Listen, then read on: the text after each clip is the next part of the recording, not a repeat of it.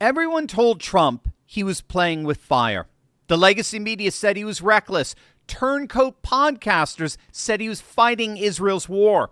The left said he was going to start World War III. And isolationists said he was being dragged into a forever war that would destroy his presidency. And then the deal dropped.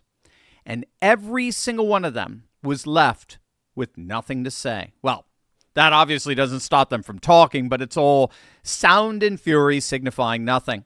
What President Trump just pulled off is not just a ceasefire. It's not just a memorandum. It's the complete and total strategic neutralization of the Islamic Republic of Iran, achieved in 60 days with no ground troops and at a lower casualty rate than Biden's disastrous Afghanistan withdrawal. Stick with me to the very end of this video because I'm going to show you exactly what's in this deal, why Iran is now completely powerless, and why every critic on the left and the right has just been proven catastrophically wrong. Hey gang, it's me, Dr. Steve, your patron professor, here to help you make sense of the madness with breaking news and analysis you're not going to get anywhere else, so make sure to smack that bell and subscribe button. The full text of the MOU, the Memorandum of Understanding, signed by both President Trump and Iranian President Masoud Pezeshkian, as well as the Iranian Parliament Speaker Mohammad Ghalibaf, has now been officially released. The 14-point memorandum establishes an immediate cessation of hostilities on all fronts, commits Iran to ensuring free and unimpeded passage through the Strait of Hormuz, and requires Iran to verifiably dismantle its nuclear weapons program under International Atomic Energy Agency supervision on Iranian soil. In exchange, the United States agrees to performance-based sanctions relief on Iranian crude oil exports, a pathway to lifting broader economic sanctions, and a $300 billion reconstruction framework, all contingent on Iran's verifiable compliance step by step. Now, to understand why this deal is so extraordinary, we have to understand how it was made possible only by Trump successfully springing a trap on the Iranian regime. For 47 years, the Islamic Republic constructed its entire geopolitical identity around a single strategic asset, the Strait of Hormuz.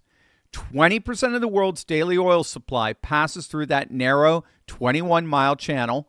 Coastal missile batteries, underground tunnel networks packed with drones and anti-ship weapons, fast attack boat swarms, radar systems covering every inch of the passage.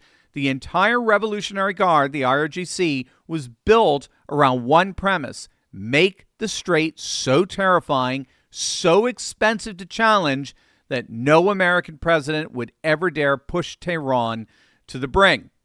The threat alone was sufficient.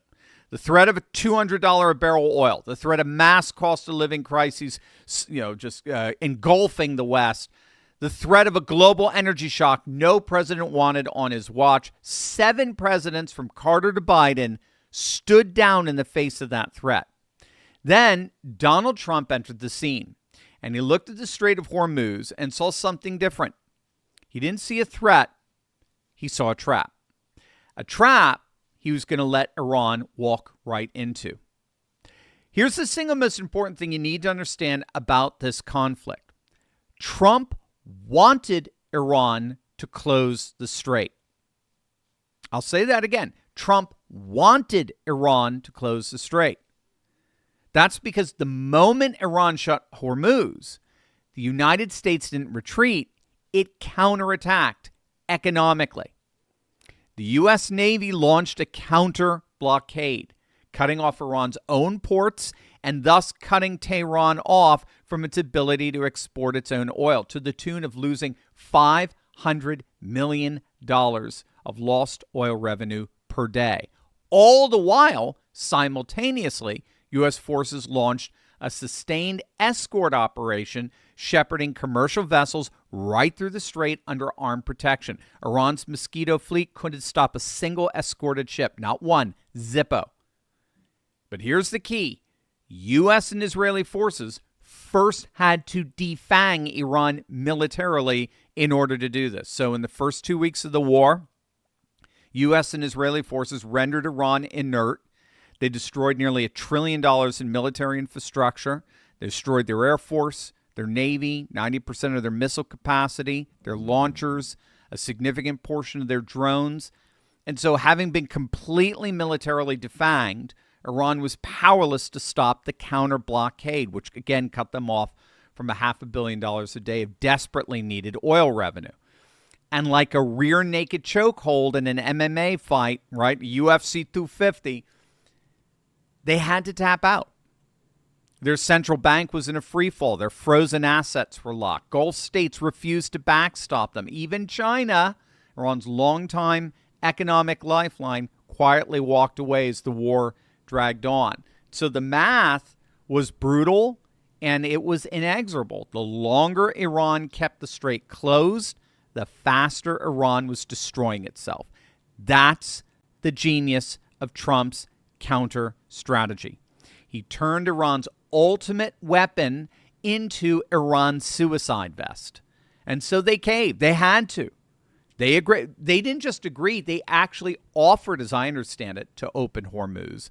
And because of the counter-blockade strategy employed by U.S. forces, Iran has had no choice but to open Hormuz permanently. If they try to blockade or harass ships passing through the strait ever again, U.S. forces or regional forces will just launch another counter-blockade and force them into an economic chokehold. And as a result, take a look at Hormuz as of today. Traffic is returning to normal. Ships are going in and out using Iran's traditionally designated shipping lanes over the last day.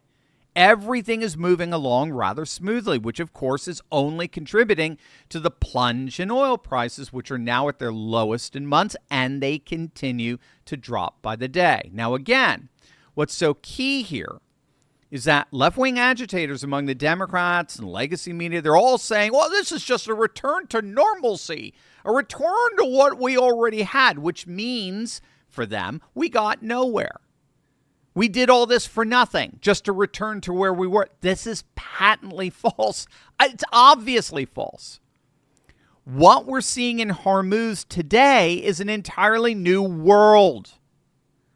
A world that can never again be held hostage by a hostile Iranian regime. And that's precisely because they walked straight into Trump's counter-blockade trap after having been completely militarily defanged.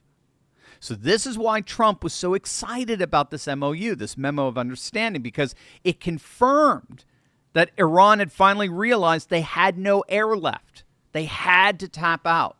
Again, Iran may certainly want to try to go back to their old shenanigans. That's what everyone's worried about for sure. But if anything involves harassing ships in the strait again, the rear naked chokehold comes back to make them tap out again. So what so many in our media ecosphere has yet to realize here is that President Trump has permanently changed the calculus in Hormuz. And that was the key. That was the linchpin that locked in this deal. And that's just the beginning of the winning. Gang, you have all got to go right now to turleytalkscrypto.com. I'll tell you why in a moment. What I'm about to share with you is the single most blatant Wall Street about-face of our lifetimes. In 2017, BlackRock CEO Larry Fink called Bitcoin, I kid you not, quote, an index of money laundering. Bitcoin was money laundering. Today, BlackRock holds over 800,000 Bitcoin. We're $63 billion. That's more than the United States Treasury has, more than any nation on earth has. So here's the question every patriot needs to ask. The same Wall Street establishment that called Bitcoin a scam for 10 years, that mocked you for asking about it, is now its single largest buyer. Are you watching what they said, or are you looking at what they're doing? Gang, this is the great financial reversal of our lifetime.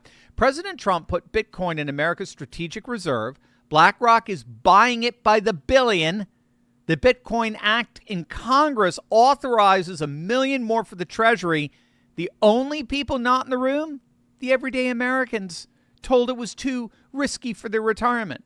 Well, that's what I want you to know about Block Trust IRA. They built the platform that lets you do inside your retirement account exactly what BlackRock and the U.S. Treasury are doing on their balance sheets.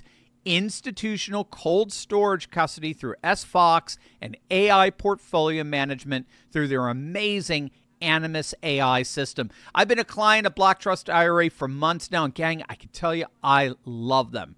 Right now, for Turley Talks listeners only, go to turleytalkscrypto.com, get up to $2,500 in free crypto when you fund a qualifying account, plus a complimentary 30-minute call with their team where you'll get real answers and real solutions. Wall Street laughed at Bitcoin for a decade. Now they're buying it by the billions. Don't be the last one in. It's time to take control of your financial destiny. Go to turleytalkscrypto.com. Now, for me, what was particularly impressive with this deal is how Trump basically bypassed. He kind of went in he took a third way between the two main factions that developed around the Iran war. So, of course, the single most vocal opponents of this war from its inception were, well, I guess we'll just call them the non-interventionists. They immediately accused Trump of fighting Israel's wars. Right? This was Trump doing the bidding of Netanyahu and being taken over by the other side, and that was the neocons. And to be sure, they did form another side in this. Netanyahu and the neocons were very happy about what Trump was doing with Iran. But as it turns out, as this comes to an end, who are the most upset about which group is the most upset about this deal? It's the neocons, Netanyahu and the neocons, right? Ben Shapiro is calling the memorandum a disaster. He's claiming it doesn't achieve any of Trump's core goals of ending Iranian nuclear enrichment or eliminating Iran's ballistic missiles. Or he's even claiming it's allowing Iran to continue to toll the Strait of Hormuz, all while getting sanctions relief on oil exports. But of course, this assumes that the calculus in Hormuz is the same as it was before the war, which it's emphatically not. Iran lost Hormuz permanently. The blockade and its ever-present threat, the counter-blockade, I should say, and its ever-present threat, has changed that calculus permanently. They now have no choice to eventually comply with every demand Trump has on the table. It's just that Trump believes that a carrot approach, an approach of mutual benefit, can work just as effectively or perhaps even more effectively than simply keeping them perpetually in a chokehold, the stick approach. But that threat always remains, which is emphatically different from the way Obama or any other previous president approached Iran. So the neocons are upset because they didn't get what they wanted. And that's, in the end, because Trump's goals were never Netanyahu's goals. Trump's goals were never the neocons' goals. Trump had three overall geopolitical objectives here, and he achieved every single one of them. Goal one, remove the principal impediment to the Abraham Accords security architecture. Done. The Iranian proxy network, Hezbollah, Hamas, Houthis, they have been decimated. The architecture is now operational. Goal number two, permanently box China out of the Middle East. Done. China's Iranian proxy is finished. The strait is under American-aligned administration from this point forward, not Chinese. Goal three, recalibrate global energy geopolitics around American dominance. Done. The United States has emerged for the first time in history as the world's largest oil and gas exporter. An average index fund of U.S.-based energy companies is up 67% in the past 12 months, with the majority of those gains coming after the Iran conflict began. All three goals, 60 days, no ground troops, fewer casualties than Biden's chaotic retreat from Afghanistan. This is not a neocon forever war, as much as they wanted it. This is the antithesis of a forever war. No 20-year occupation of Afghanistan producing zero structural benefit. No 8-year quagmire in Iraq. 60 days of air power, naval blockade, and the entire Middle Eastern chessboard has been rearranged in America's favor permanently. And what about the non-interventionists, especially those who claim that we were now descending into a forever war, fighting Netanyahu's battles and appeasing the neocons. You'll notice one of the most important factors in this whole detour, as Trump liked to call it, all the claims by those same non-interventionists that this was going to ultimately fracture the Trump coalition. That's what made all of this so bad. Joining with Netanyahu and the neocons, this was going to fracture the Trump coalition. It never happened. All the polls show that MAGA was solidly behind the president the entire time. NBC actually at one point found 100% support. Even CNN reported on that. Fox News polling found 98% support of self-identified MAGA voters supporting president. YouGov found 91% of self-identified MAGA voters approved of Epic Fury. 100%, 98%, 91%. The split never happened. And then the irony is that the very neocons that the isolationists blame for the war are the ones most upset over how it ended. So here's the bottom line. What Trump just did is he didn't just accomplish a ceasefire. It's not just a pause. It's not a piece of paper waiting to be violated. It is the structural disarmament of the most dangerous state sponsor of terrorism on the planet, achieved at a fraction of the cost in a fraction of the time that anyone thought remotely possible. Iran can't close the strait again without triggering the immediate reapplication of the counter-blockade. The economic vice grip is always one presidential order away, and it is infinitely worse for Iran than it is for the world.